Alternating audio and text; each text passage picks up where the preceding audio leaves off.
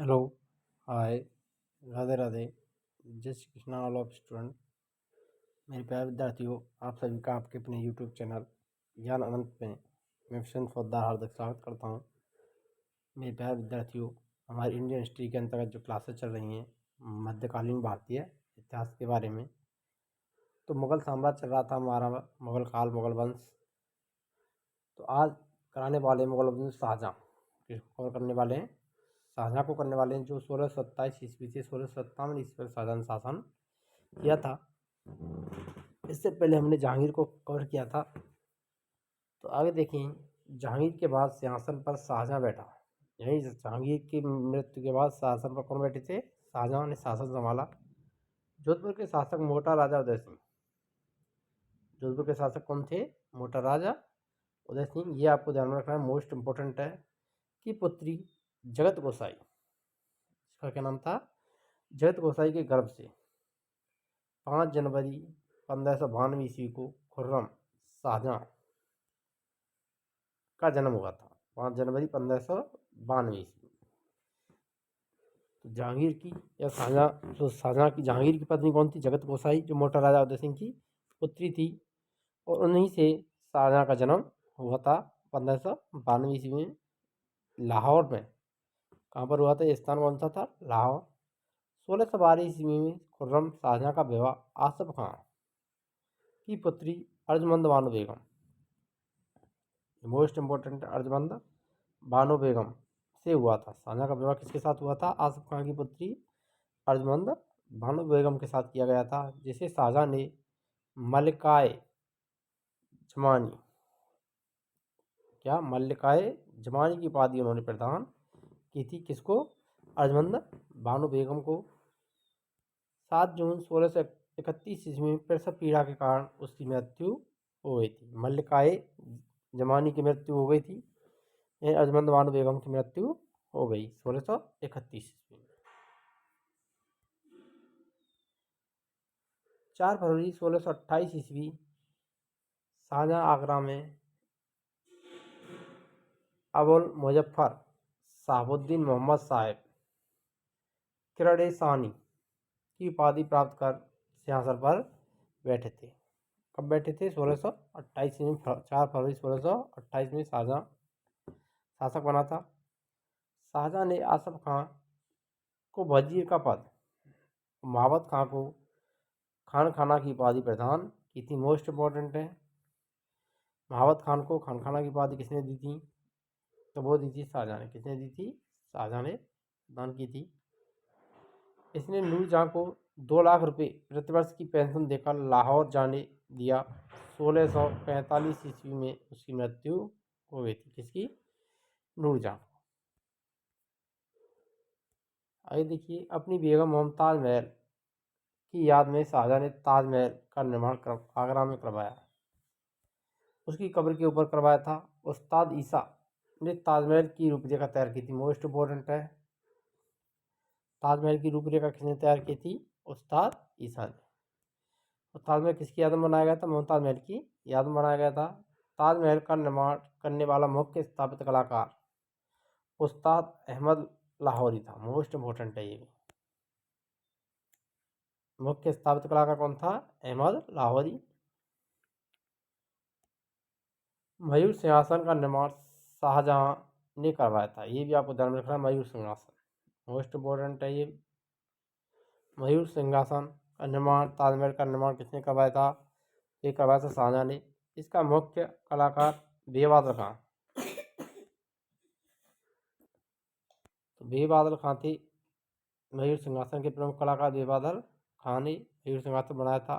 बादशाह के सिंहासन के पीछे मित्रादुरा की जड़ाऊ काम की एक श्रृंखला बनाई गई थी, जिसे पौराणिक यूनानी देवता आर्फियस को बीड़ा बजाते हुए चित्रित किया गया है। शाहजहाँ के शासनकाल को स्थापत्य कला का स्वर्ण युग, मोस्ट इम्पोर्टेंट है ये। स्थापत्य कला का ये स्वर्ण युग किसका काल कहलाता है? तो शाहजहाँ। शाहजहाँ द्वारा बनवाई गई प्रमुख इमारतों में दिल्ली का लाल किला, दीवान खास, दिल्ली की जामा मस्जिद, आगरा का मोती मस्जिद और ताजमहल और लाहौर का किला स्थित शीश महल आदि का निर्माण शाहजहाँ ने ही करवाया था। तो दिल्ली के लाल किले का निर्माण दीवान खास का निर्माण और दिल्ली की जामा मस्जिद और आगरा के मोती मस्जिद का निर्माण किसके द्वारा किए गए थे? तो ये शाहजहाँ के द्वारा ही किए गए थे। शाहजहाँ ने 1632 ईस्वी में अहमदनगर को मुगल साम्राज्य में मिला लिया था। शाहजहाँ ने 1638 ईस्वी में अपनी राजधानी को आगरा से कहाँ ले गया था? शाहजहाँ अपनी राजधानी को दिल्ली लाने के लिए यमुना नदी के दाहिने तरफ पर शाहजहाँबाद की नींव स्थापित की थी। इसने नींव डाली थी। इन्होंने शाहजहाँ ने आगरा से अपनी राजधानी को प्रवर्तित किया था। आगरा के जामा मस्जिद का निर्माण शाहजहाँ की पुत्री जहांआरा के द्वारा करवाया गया था। मोस्ट इम्पोर्टेंट है, आगरा की जामा मस्जिद का निर्माण किसने करवाया था? जहांआरा ने।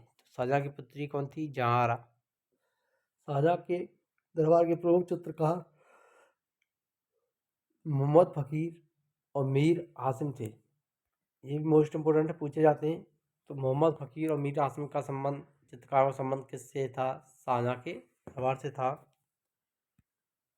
शाहजहाँ के दरबार में बंशीधर मिश्र, हरिनारायण मिश्र के नाम से दो संस्कृत कवि भी रहते थे, बंशीधर और हरिनारायण मिश्र। शाहजहाँ ने संगीतज्ञ लाल खां को गुणसमुद्र की उपाधि प्रदान की थी। ध्यान रखना, मोस्ट इम्पोर्टेंट है, ये भी इम्पोर्टेंट परीक्षा की दृष्टि के। लाल खां को गुणसमुद्र की उपाधि किसने प्रदान की थी? तो शाहजहाँ ने प्रदान की थी। ये आपको ध्यान में रखना है यहाँ। संगीत जगन्नाथ को, जो हिंदी के कवि थे, को महाकवि राय की उपाधि से सम्मानित किया था शाहजहाँ ने। शाहजहाँ के पुत्रों में दारा सर्वाधिक विद्वान था। इसने भगवत गीता, योग वशिष्ठ, उपनिषद, रामायण का अनुवाद फारसी में करवाया। इसने सर ए अकबर महाराज नाम से उपनिषदों का अनुवाद करवाया था। मोस्ट इम्पोर्टेंट है, ये ध्यान रखना। उपनिषदों का अनुवाद किस नाम से करवाया था? सर ए अकबर। दारा शिकोह कादरी सिलसिले के मुल्ला शाह बदख्शी का शिष्य था।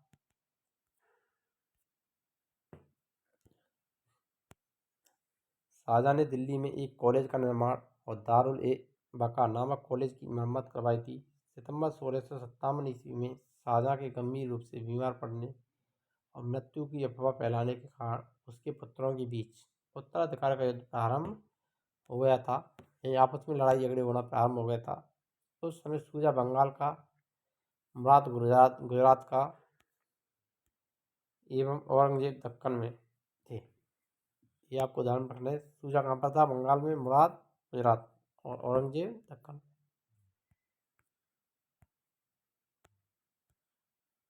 15 अप्रैल 1658 ईस्वी में दारा और औरंगजेब के बीच धर्मट का युद्ध हुआ। इस युद्ध के दौरान दारा की पराजय थी। Most important, very very important है धर्मत का युद्ध। धर्मत का युद्ध कब हुआ था? 15 अप्रैल 1658 ईस्वी में लड़ा गया था। कब लड़ा गया था? 15 अप्रैल 1658 में धर्मत का युद्ध हुआ था। इसके बाद में सामूगढ़ का युद्ध, कौन सा युद्ध हुआ था? सामूगढ़ का युद्ध हुआ था। ये भी बहुत ही प्रसिद्ध युद्ध है, जो कि 29 मई 1658 ईस्वी को लड़ा गया था। अप्रैल और मई दोनों को ध्यान रखना है। 15 अप्रैल 1658 धर्मत का युद्ध, सामूगढ़ का युद्ध 29 मई 1658 ईस्वी। दारा और औरंगजेब के बीच हुआ था।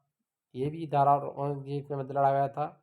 इस युद्ध में दारा की पराजय हुई थी। उत्तराधिकार का अंतिम युद्ध देवराय की घाटी में मार्च 1659 ईस्वी को हुआ था। इस युद्ध में दारा के पराजित होने पर उसे इस्लाम धर्म की अवहेलना करने के अपराध में 30 अगस्त 1669 ईस्वी को हत्या कर दी गई। दारा सिकोह ने अपना निर्वासित जीवन अलवर के कंकवाड़ी जिला, कांकड़वाड़ी का जो किला अलवर में, उसमें बताया था। इस किले का निर्माण जयसिंह द्वितीय ने करवाया था।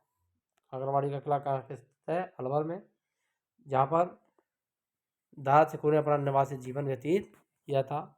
शाहबुलंद के रूप में दारा सिकोह को जाना जाता है। तो किस नाम से परिचित थे? शाहबुलंद के नाम से दारा सिकोह जाने जाते थे।